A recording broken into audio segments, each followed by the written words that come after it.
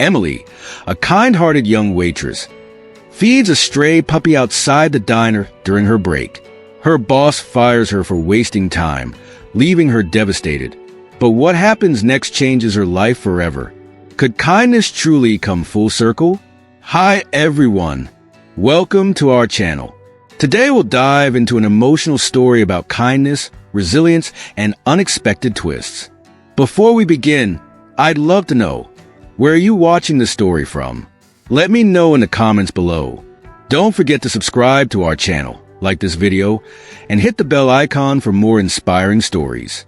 Your support means the world to us. Emily was a young, hard-working waitress at a small-town diner. Life hadn't been easy for her. She worked long hours just to make ends meet, often sacrificing her own comfort for the sake of others. One chilly evening, as the rain poured outside, she stepped out of the back door during her break to take a breath of fresh air. That's when she noticed it. A tiny, shivering puppy curled up by the garbage bins. Its fur was soaked, and it looked up at her with big, pleading eyes. Emily's heart melted. She crouched down, careful not to scare the little creature, and whispered softly, "Hey there, little one. You must be freezing." The puppy wagged its tail weakly, as if it understood her kindness. Without a second thought, she went back inside, grabbed a leftover sandwich from her lunch, and returned to the puppy. It devoured the food hungrily, its tail wagging faster now. For a brief moment, Emily felt a sense of joy she hadn't felt in a long time. It was as if helping the puppy had lifted some of the weight off her shoulders. But just as she was about to go back inside, she heard a stern voice behind her. "What do you think you're doing?" Mr. Carter, the diner's strict and grumpy manager, stood there, arms crossed, glaring at her. Emily stood up quickly, her cheeks flushing with embarrassment. I was just feeding the puppy, sir. It looked so hungry." Mr. Carter scoffed. "This is a diner, not an animal shelter. You're on my time, not yours. Get back to work, or I'll deduct this break from your pay." Emily nodded silently, her joy fading. She glanced back at the puppy, which now looked at her with hopeful eyes. She knew Mr. Carter wouldn't approve, but she couldn't ignore the puppy's plight. That night, after her shift ended, she snuck out the back door and left another piece of food for the puppy. Just as she was about to leave, she noticed the puppy limping, its tiny paw injured. Emily's heart sank. Should she risk her job to help the puppy further, or leave it behind and move on with her life? Emily couldn't get the image of the injured puppy out of her mind. As she walked home in the cold night air, her thoughts kept drifting back to its helpless eyes and the way it limped on its tiny paw. She sighed, pulling her scarf tighter around her neck. "What am I supposed to do?" she whispered to herself. She was barely getting by as it was. She didn't have the time, space, or money to care for a puppy. But the thought of leaving it alone, hurt and vulnerable, was unbearable. The next morning, Emily woke up early, packed her bag, and grabbed an old blanket she rarely used. Before heading to work, she stopped by the back alley where she'd last seen the puppy. To her relief, it was still there, huddled against the wall, shivering. "Hey, buddy," she said softly, kneeling beside it. The puppy wagged its tail weakly but didn't move much. Emily carefully wrapped it in the blanket and held it close.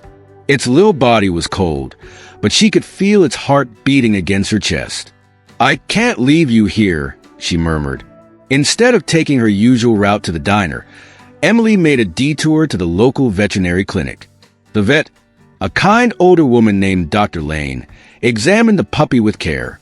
"It has a fractured leg," she said, "but it's treatable. It'll need a splint, rest, and proper care for a few weeks." Emily hesitated. The vet's bill would cost almost half of what she made in a week. Her hands trembled as she pulled out her wallet. "Please, do whatever you can. I'll figure it out," she said. By the time Emily arrived at work, she was late. Mr. Carter was waiting for her by the counter, his face twisted in annoyance. "You're late, Emily. Care to explain why?" Emily hesitated, clutching her bag tightly. I had something important to take care of, she said, avoiding his gaze. Mr. Carter didn't buy it. This is unacceptable. You're already on thin ice, and now you're showing up late, he snapped. Emily nodded silently and went to start her shift. All day, her mind was on the puppy, which she'd left resting at home in her tiny apartment. She knew she couldn't hide it forever. Her landlord had a strict no-pets policy, and Mr. Carter's patience with her was wearing thin. That evening, Emily received a text from her landlord, saying he'd be coming by for a routine inspection the next day. Emily realizes she'll have to hide the puppy or risk being evicted. She's also forced to use her last bit of savings to buy food and supplies for the puppy. How will Emily juggle her job, the landlord's visit, and caring for the injured puppy without everything falling apart? The next morning, Emily woke up to a soft whimpering sound. The puppy was curled up on the old blanket in the corner of her small apartment, its injured paw now wrapped in a neat splint. It tried to wag its tail when it saw her, and Emily's heart warmed despite the looming stress. She glanced at her phone. Her landlord, Mr. Benson, had sent a reminder about the inspection scheduled for noon. Emily's stomach knotted with anxiety. Her building had a strict no-pets policy, and she knew Mr. Benson wasn't the kind to bend rules. I'll figure this out, she said softly, crouching down to pet the puppy. But you've got to stay quiet, okay? The puppy licked her hand in response. Emily grabbed an empty box from the corner of the room and lined it with a towel. She gently placed the puppy inside and slid the box under her bed. I'll be back before the inspection, she whispered before heading to work. At the diner, Mr. Carter wasn't in a forgiving mood. The moment Emily clocked in, he pulled her aside. Listen, Emily, I'm running a business here, not a charity. If you can't show up on time and focus, you might as well not come at all. I understand, sir. It won't happen again, Emily said, swallowing her pride. But focusing was easier said than done. Every time she thought about the inspection, her heart raced. What if the puppy barked or whimpered while Mr. Benson was there? During her lunch break, Emily tried to call a few friends, hoping someone could take the puppy for the afternoon, but no one was available. Frustration and panic bubbled up inside her. When her shift ended, Emily rushed home.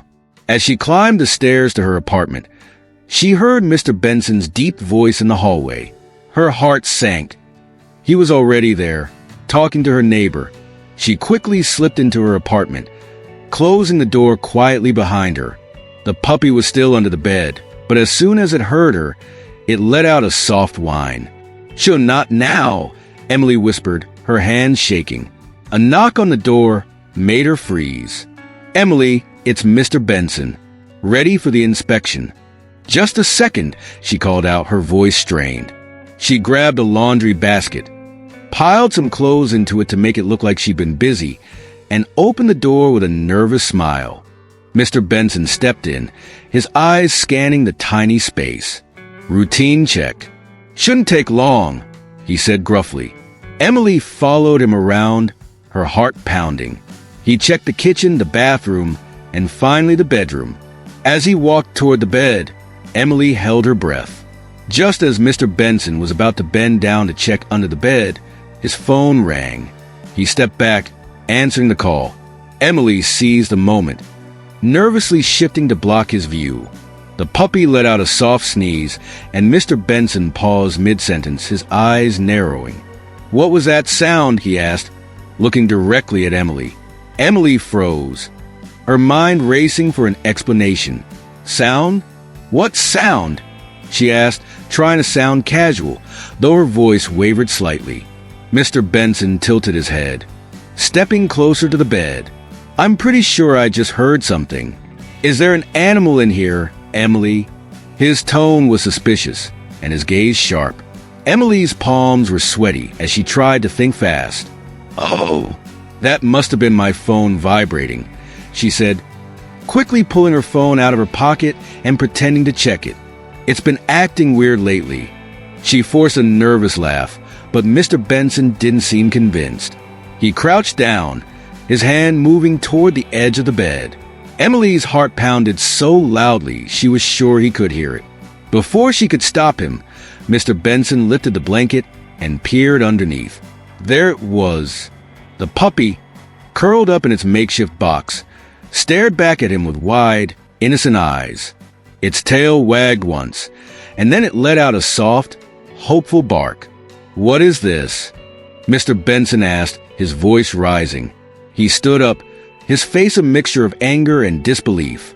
"You know the rules, Emily. No pets allowed in this building." Emily felt her throat tighten. "Please, Mr. Benson. It's not what it looks like," she began, her words tumbling out in a desperate rush. "I found him outside. He was injured and starving. I couldn't just leave him there. I didn't have anywhere else to take him." Mr. Benson crossed his arms, unmoved. "Rules are rules. If you don't get rid of that dog by tomorrow, I'll have no choice but to evict you." The words hit Emily like a punch to the gut. She opened her mouth to plead further, but Mr. Benson raised a hand to stop her. "I've given you a warning. It's up to you now," he said before turning and walking out the door. As soon as he left, Emily slumped onto the floor, tears welling up in her eyes. She looked at the puppy, which had climbed out of the box and was now resting its head on her lap, as if it understood her pain. "What am I going to do?" she whispered, stroking its soft fur. She spent the next hour calling shelters and animal rescue organizations, but every place she contacted was either full or unwilling to take the puppy on such short notice. Exhausted and overwhelmed, she sat by the window, staring out at the rain that had started to fall again. Just as she was about to give up, her phone buzzed with a message from Dr. Lane, the vet. "How's the little guy doing? Let me know if you need help with anything." Emily's eyes lit up with a glimmer of hope. Maybe Dr. Lane could temporarily take the puppy in while she figured things out. But before she could respond, there was another knock on the door. Her heart sank. Had Mr. Benson returned? When she opened the door, it wasn't Mr. Benson standing there. It was Mr. Carter, her boss from the diner, and he didn't look happy. Emily blinked in surprise as Mr. Carter stood in the doorway, his arms crossed and his expression stern. "Emily," he said, stepping inside without waiting for an invitation. "We need to talk." Her heart sank as she closed the door behind him. "Mr. Carter, what are you doing here?" she asked, her voice trembling. "I noticed you seemed distracted at work today, and I don't tolerate that," he said bluntly. "But what really caught my attention was the vet receipt I saw sticking out of your bag when you left the diner. Care to explain why you're spending half your paycheck on a dog when you're already struggling?" Emily's cheeks flushed with a mix of embarrassment and anger. "That's none of your business," she said, her tone sharper than she intended. "It is my business," he shot back, "because if you can't keep your head on straight at work, it affects everyone. And right now, you're slipping." Emily clenched her fists, trying to keep her emotions in check. "I know I've been distracted, but this isn't just a dog, Mr. Carter. He was injured and starving. I couldn't just walk away." Mr. Carter sighed, running a hand through his hair. "Look, I get it. You've got a good heart, Emily. But life's tough, and you can't save every stray animal you see. You've got rent to pay, bills piling up, and now you're risking your job for this." Tears welled up in Emily's eyes as she looked down at the puppy, who was watching the conversation from its spot on the blanket. "I know I've made things harder for myself, but I couldn't let him suffer. He's just a baby," she said, her voice breaking. For a moment, Mr. Carter's expression softened, but then he shook his head. "I can't bail you out of this mess, Emily. You've got until tomorrow to figure out what to do with the dog, or you'll lose more than just your apartment." His words hit her like a ton of bricks. "What do you mean?" she asked, her voice barely above a whisper. "I mean, if you can't get it together, I'll have to let you go from the diner," he said firmly. "I'm running a business, not a charity."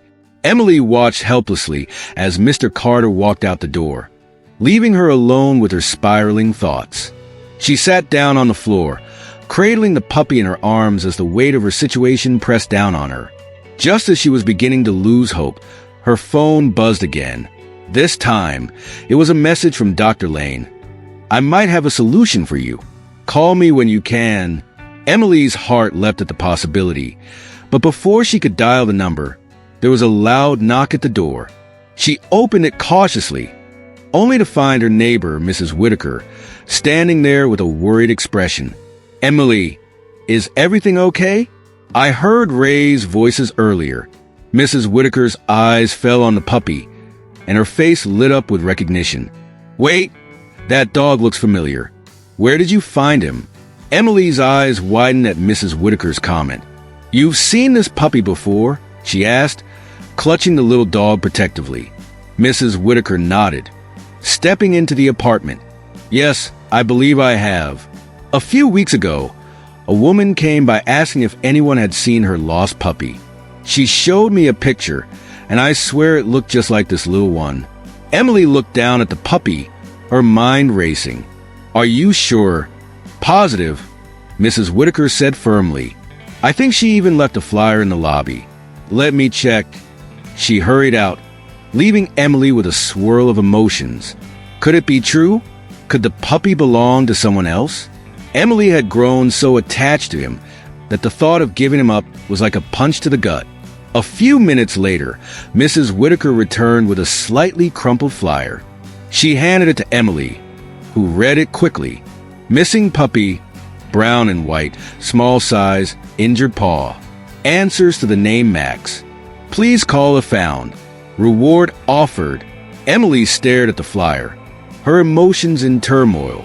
The puppy, Max, looked up at her with trusting eyes, wagging his tail. She felt tears prickling her eyes. Max, she whispered, testing the name. The puppy's ears perked up and he let out a soft bark, confirming it was indeed his name. I think you should call the number, Mrs. Whitaker suggested gently. Emily nodded, though her hands shook as she dialed the number on the flyer. A woman answered almost immediately. Hello. Hi, Emily said, her voice trembling. I think I might have found your puppy. There was a pause on the other end, and then the woman's voice cracked with emotion. Oh my goodness, really? You found Max? Is he okay? Yes, he's fine, Emily reassured her. He was injured, but I've taken him to the vet, and he's healing well. The woman broke into sobs of relief. Thank you. You have no idea how much this means to me. Max has been missing for weeks. I thought I'd never see him again. Emily's heart ached as she listened to the woman's gratitude. She looked at Max, who seemed happy but unaware of the bittersweet goodbye looming. The woman offered to come immediately to pick up Max, but Emily hesitated. I'll need a little time, she said.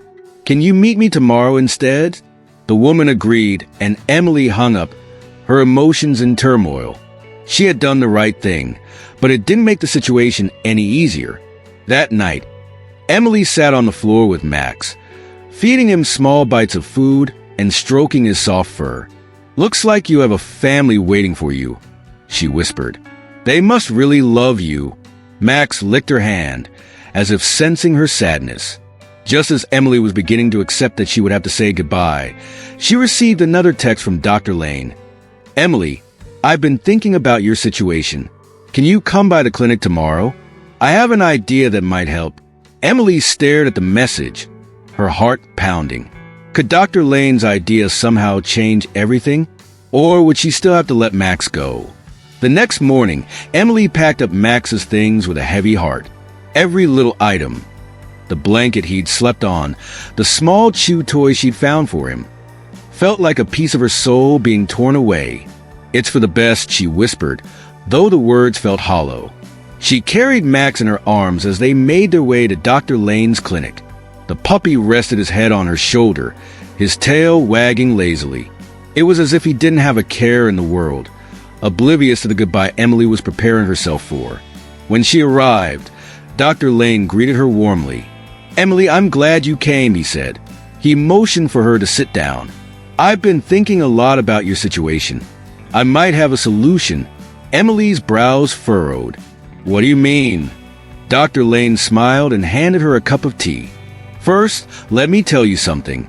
I made a few calls last night after you left, trying to find a way to help both you and Max. It turns out I know the woman who lost him. Her name is Grace. She's a wonderful person, and I explained what you've done for Max. Emily stiffened, her stomach twisting. What did she say? She was incredibly moved, Dr. Lane said. So much so that she insisted on meeting you personally. But there's more. Grace told me that she's been looking for someone to help her with a pet care business she's starting. She's been struggling to find someone who genuinely cares about animals the way you do. Emily blinked in disbelief. A pet care business? Yes, Dr. Lane said. And when I told her about how you took in Max, even when you were struggling yourself, she said you're exactly the kind of person she's been looking for. She wants to meet you today, not just to pick up Max, but to offer you a job. Emily's heart raced. A job? But I don't have any formal experience with animals. Dr. Lane chuckled. Emily, what you've done for Max speaks volumes about your character and instincts. That's more valuable than any certification. Before Emily could respond, the door opened and a woman walked in. She was in her early 40s, with kind eyes and a warm smile. You must be Emily, the woman said, her voice filled with emotion. Emily nodded, holding Max a little tighter. And you're Grace? Grace stepped forward, tears welling in her eyes as she looked at Max. Oh, Max, she whispered, kneeling down to pet him. Max squirmed out of Emily's arms and leapt into Grace's lap, his tail wagging furiously. For a moment, Emily felt a pang of loss, but then Grace looked up at her. Thank you, Emily. You didn't just save him, you saved me. I've been heartbroken without him. And Dr. Lane is right. Someone like you is exactly who I need. Emily's lips trembled. You mean the job? You're serious about that? Grace nodded firmly. Completely serious. I want you to help me with my business. You'll be working with animals, just like Max. And you'll be well compensated. You've earned this, Emily. Emily couldn't hold back her tears any longer. Not only had Max found his family, but she had found an opportunity that could change her life. Later that day, Emily walked home, her heart full of mixed emotions. She missed Max already, but knowing he was back where he belonged gave her peace. As she stepped into her apartment, she noticed an envelope slid under her door. Inside was a note from Grace. Thank you for bringing Max back to me. This is a small token of my gratitude. Welcome to the family. Tucked inside the note was a check, more than enough to pay her overdue rent and give her a fresh start. Emily sank onto the couch, clutching the note and the check. For the first time in weeks, she felt a deep sense of relief and hope. She had saved Max, and in return, he had saved her too.